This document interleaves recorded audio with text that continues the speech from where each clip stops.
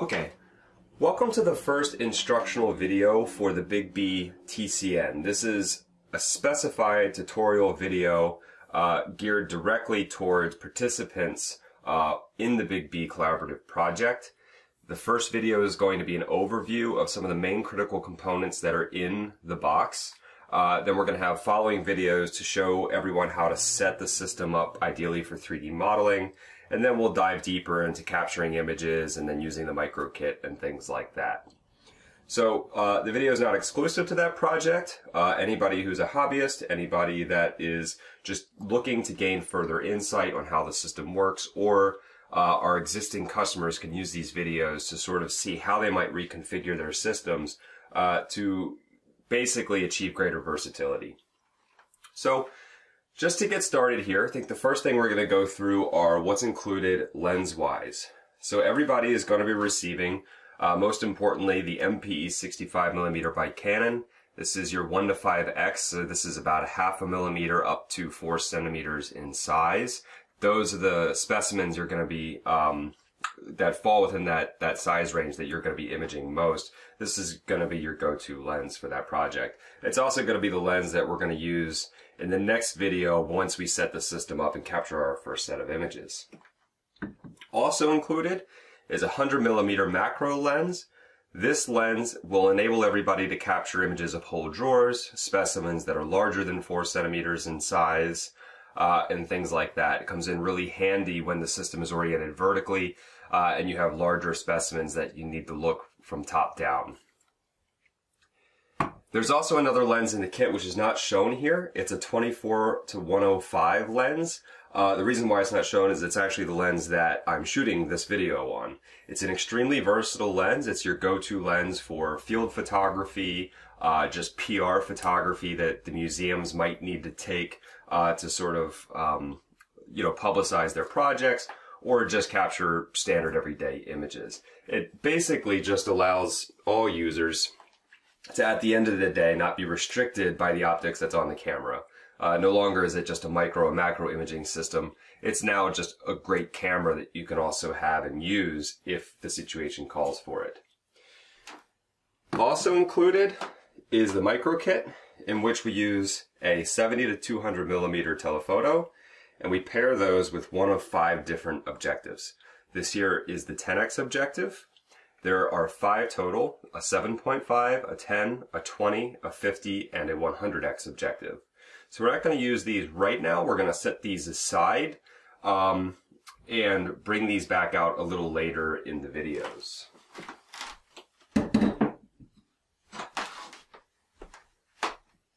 Now, I gave reference to some of the diffusers. I'll start with these since I just called everybody's attention to the micro kit. These are the diffusers that are mounted on the front of those objectives. The small aperture is for the 50 and 100x objective. The large aperture is for the 7.5 through 20x objectives.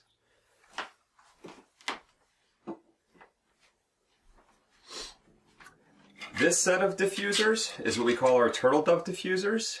These are made for both the Yongnuo or the Canon MT26EX. All participants are going to receive both of those flash units. What they're designed to do is snap directly onto the flash heads themselves in order to give you great light in the field if you're using it for field use or just want to capture an image with the flash mounted to the camera. But they're not intended to be used in any lab-based imaging. So that's when the Macropod is set up for microscopic or macroscopic imaging. So you want to set these aside. Again, these are exclusively for field use.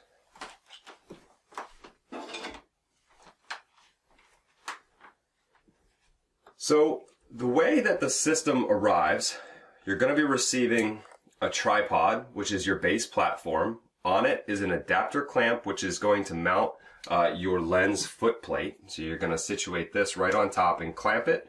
That's what properly aligns everything. On that tripod is going to be mounted a secondary adapter. Everybody will have received this in a separate bag, which gets mounted on the lower leg. This holds the stack shot rail system, which currently is going to include the rack and pinion XY stage. So this allows for translational motion on the Y-axis and the X-axis, And generally, when you use that stage, you'll be using this, which is a box that everybody receives in that soft pack. In it are some staging mechanisms and staging accessories that are going to help you. But this becomes a stage itself. This can be mounted directly on that L bracket, and then you can place pin specimens into this set of foam here.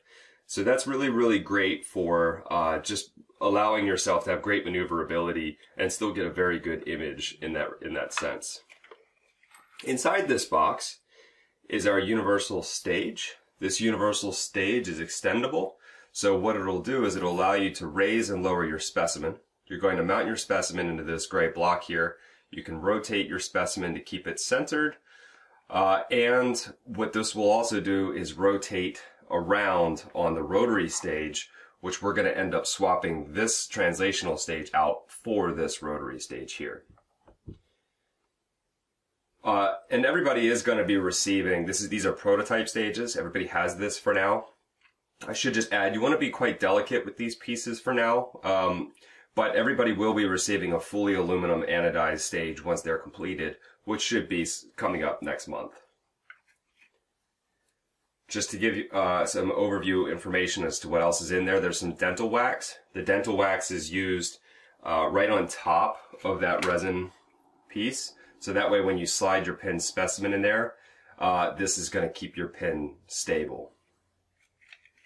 We also give you a little bit of black clay if you prefer to work with something that's a little bit more malleable. Okay, as I mentioned, when I spoke about the Turtle Dove diffusers, everybody receives a Yongnuo flash or the MT26EX flash. They're virtually identical. One's by Canon, one's by Yongnuo, but the power output is identical. And it will match all of the guidelines and workflow documents that we provide to you. The main difference is an audible difference. The Yongnuo produces an audible sound every time a picture is taken. If you look closely, there will be a musical note up here in the top left.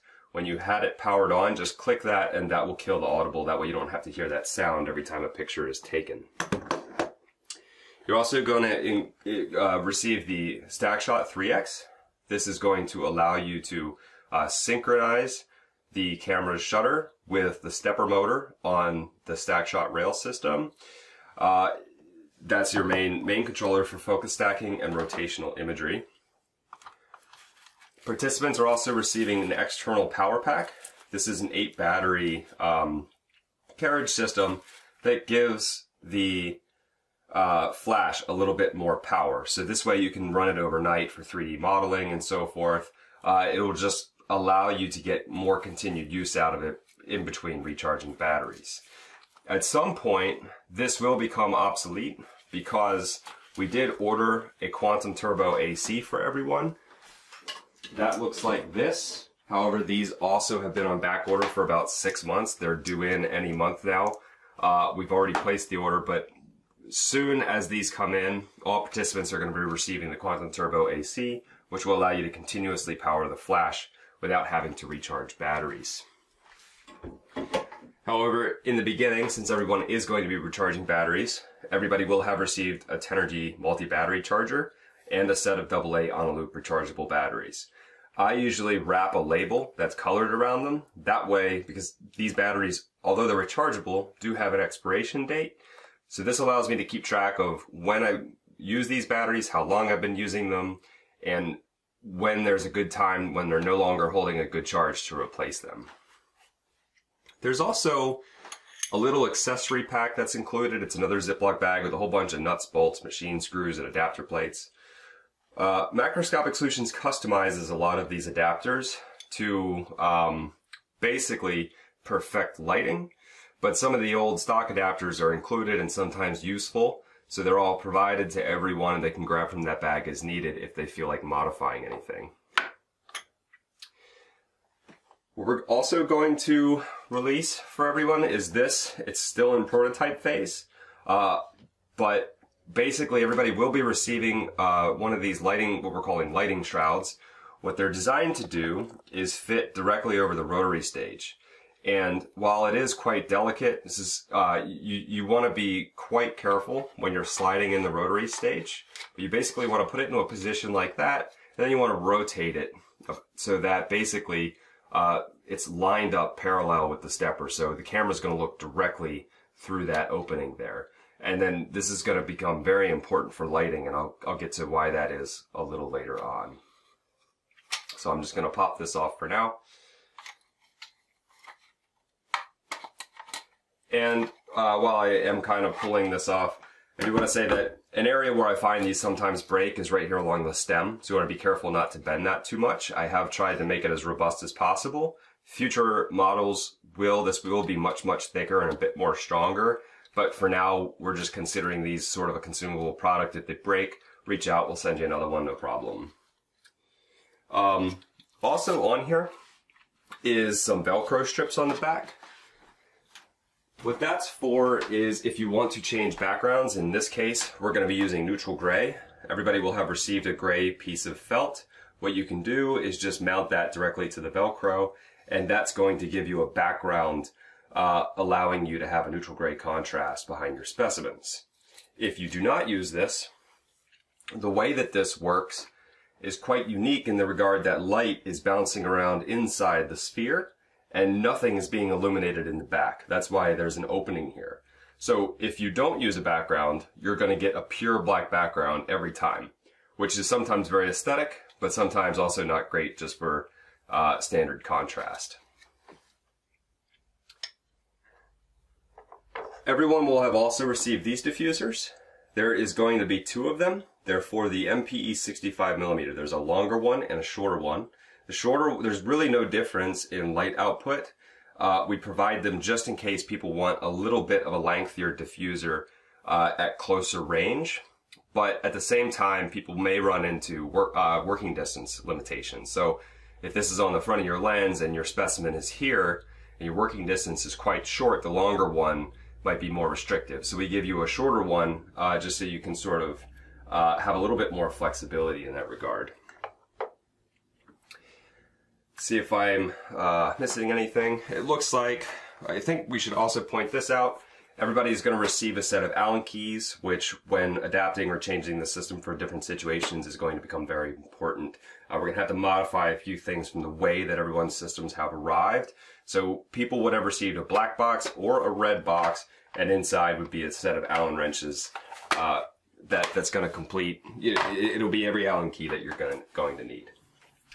The next thing to talk about is the flash arms. This is another modifying product. On top of these, when they arrive, they're going to have these little plastic mounts for GoPros. You're going to remove those. You don't need them. But what we're using these for is to give you a little bit more flexibility as to where you locate your flash heads. It's not important for standard translational imaging where we have the lighting in a very good location. It's very repetitive, gives you good balanced light. But for 3D modeling, we need to move those flash heads to a new location. So these arms are going to give you the flexibility to do that. Also included are a set of cables. Everyone's going to be receiving a USB cable to a mini USB. This connects your camera to the computer. Everyone will be receiving a gray pouch with the words Go9 on it. And in it is an AC adapter, which is going to allow you to power your camera off battery supply. This is going to run directly into an AC outlet. This is an AC adapter in order to power the StackShot controller. And we will show how this links up in the next video. There's a shorter cable. This is your remote shutter trigger. So this is basically going to go into your StackShot for the controller to control camera shutter. And then this is going to go into the remote section of your camera body.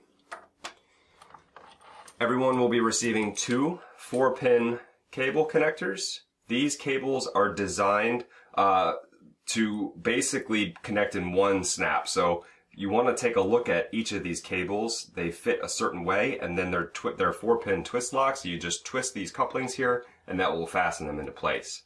There will be one for rotation, that's your y-axis, and one for linear motion on your stepper motor, and that will be mounted to the x-axis.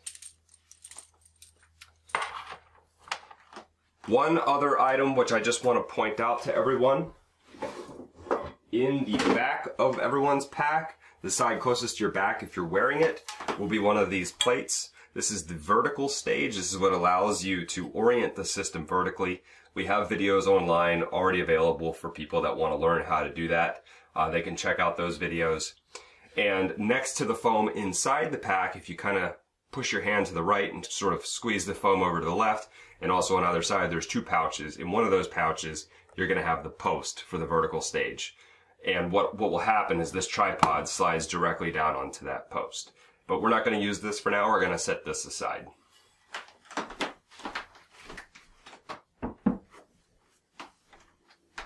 As you pull apart the parts that are located within your system, you're going to find that there's a lot of other odds and ends and accessories. There's going to be a few that maybe I didn't touch on, but they're less important for what we're going to be doing as we set up the system now for 3D modeling. However, if you have any questions, you have a hard time trying to figure out what something is, just post that in the comment section, either on Macroscopic Solutions forum, or in the comment section below, or just drop me an email at mark@macroscopicsolutions.com.